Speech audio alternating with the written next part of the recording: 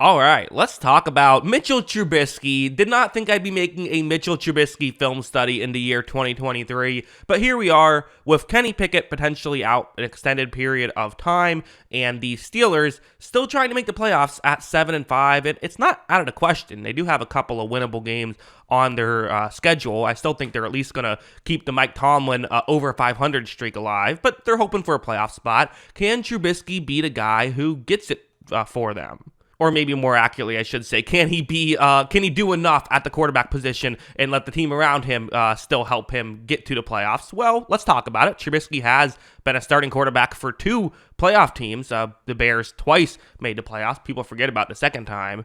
Probably because I think they were like 8-8 and they were the 7 seed and got knocked out round one. But still, playoffs is playoffs. Let's talk about how Trubisky looked coming in relief and admittedly a tough spot. A lot of rain delays. Does not have first team reps. But one thing that he knows that you should do, which is important, is get the ball to George Pickens. And that's going to be a key way that if Pittsburgh is able to make the playoffs, it's going to be getting the ball to 14. And this is a 3rd and 14 and one-on-one matchup. Watch what happens. So Trubisky takes the snap. You're going to see Pickens, gets a clean release off the line, relatively clean release off the line. And look at how open he gets. Like, you'd think this is zone coverage at first. No, it's not. It's man. He just got that open. He's the kind of guy who can get 5 yards of separation sometimes. And he's not really known for being a separation receiver, but every now and then he does make one of these moves and just gets wide open.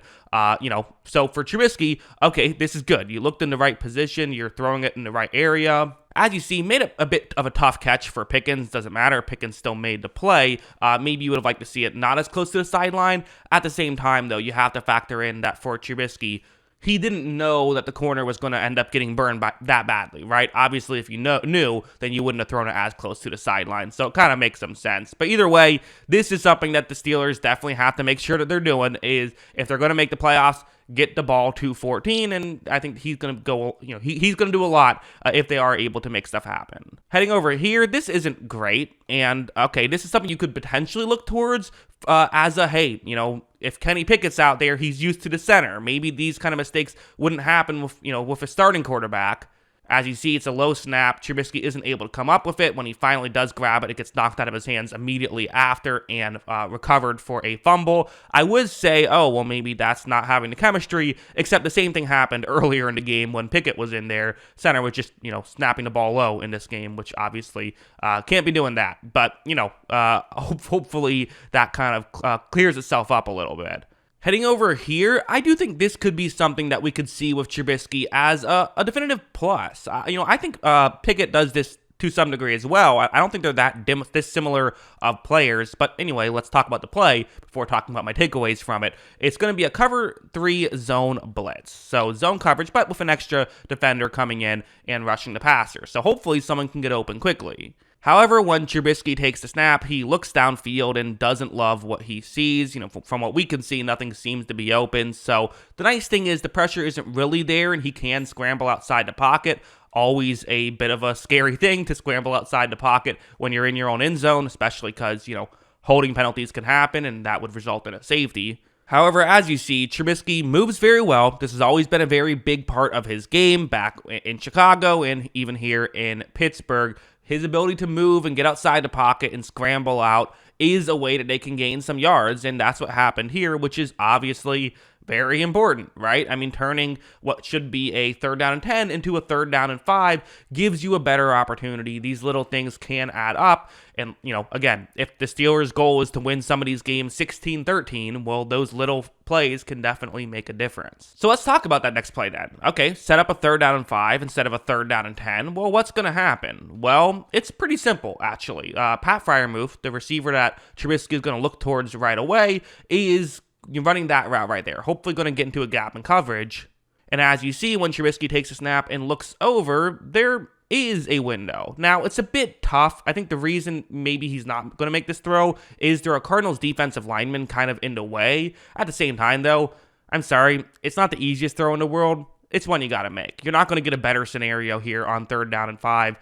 you're down 14 in the fourth quarter. You have to make this throw, in my opinion. Trubisky does not make the throw right away, eventually just throws it into the dirt and decides to take the punt instead. I disagree with that decision from Trubisky, and quite frankly, Trubisky does make decisions that I disagree with from time to time. And again, I should be very clear in that, obviously it's way easier to, sit in front of my computer talking about what's the right decision or the wrong decision. I'm sure if I was on the field, I would be the worst decision maker to ever play NFL football, right? And I probably would get severely injured after one hit. Obviously, what they do is, very impressive just being on the football field. But at the same time, I'm not comparing Trubisky to me. I'm comparing him to, Kenny Pickett and to just other NFL quarterbacks, and he's not the best decision maker in the NFL. I don't think anyone would fight me on that. Heading over here, the Steelers did get a good drive going at the end, but it was a bit of a empty calories drive. This was, it's zone coverage, but the Cardinals on this drive very much were playing a prevent style defense, which I gotta be honest, I don't know if I understand why the Cardinals did this. It's a 3-score game, so it's still, you feel pretty good about yourself either way. Your defense has held the Steelers to 3 points all game. I think maybe just play the defense that's been working all game. That's how I would view that. I'm not a prevent defense hater, but I think in this scenario, probably not what I would be doing. But as you see, Trubisky takes a snap. Deontay Johnson, that was the route I showed on the screen. You see he is a little bit open right here. I mean, you see there's, the two safeties deep are in the end zone practically. So, yeah, they were making sure they didn't give it all up on one play. As you see, Trubisky hits Johnson, and they're able to get inside the 5-yard line, so they only got, they didn't give it all up on one play, just all but 4 yards on one play, which is still not an ideal strategy. But for Trubisky, hey, if your enemy is making a mistake, take advantage of that mistake, right? That's football 101. So, still, you get some credit for it. I'm just saying it wasn't quite the same as if he did that against the Cardinals defense they've been running all game. And, let's just be honest. 10 points against what's been one of the worst defenses in football is not good enough. But it was a weird situation. You lost your quarterback mid-game. For a young quarterback, it's just hard to come in the middle of a game and do well. It just is. We see it all the time for any quarterback. Regardless of who you are, it's hard to come in the middle of a game and play well. Yes, it's happened. Of course, it's happened. Everything's happened. But sometimes good quarterbacks, even when they come in the middle of a game, they don't perform as well. So it's possible, and especially with the rain delays and everything, which completely sort of screwed up made them even more cold and all that stuff. It's totally reasonable to say that he'll be better in future weeks. At the same time, though, he still is Mitchell Trubisky. I'm not expecting him to be a superstar either. And so for the Steelers, again, I brought up their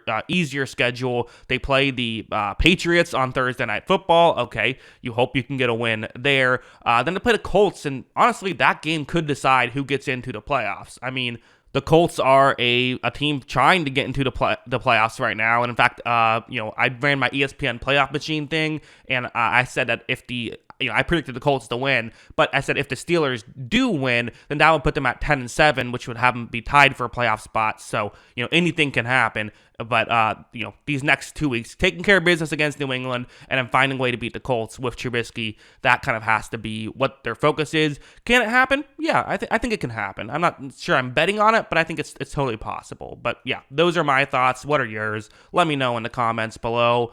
Always love hearing from ya. And, of course, as always, thanks for watching.